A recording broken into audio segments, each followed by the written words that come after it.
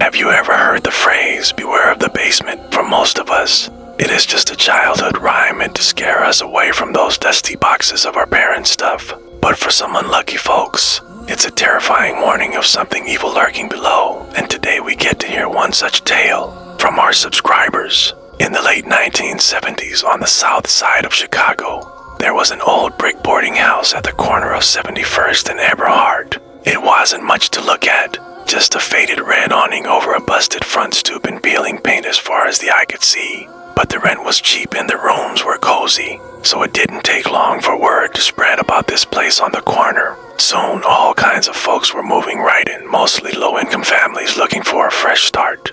But before they signed their names on the dotted line, the landlord always had the same warning.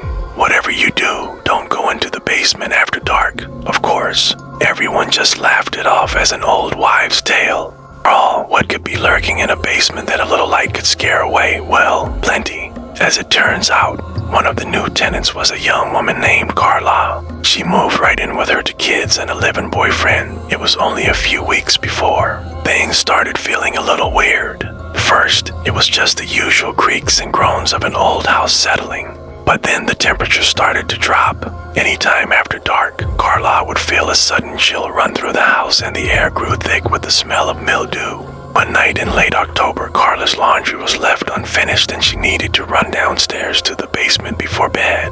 Her boyfriend went with her half asleep and grumbling the whole way.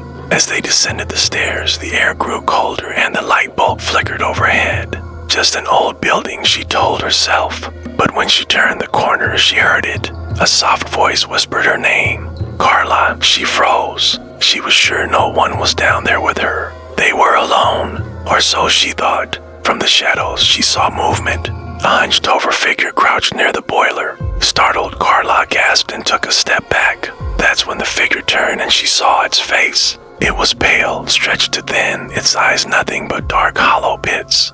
It was smiling, a wide, toothy grin that showed just a little too much. In a panic, Carla dropped her laundry and bolted up the stairs. But before she reached the top, the basement door slammed shut on its own and she was trapped. She screamed for help, pounding the wood until her knuckles were raw. Finally, the landlord forced it open.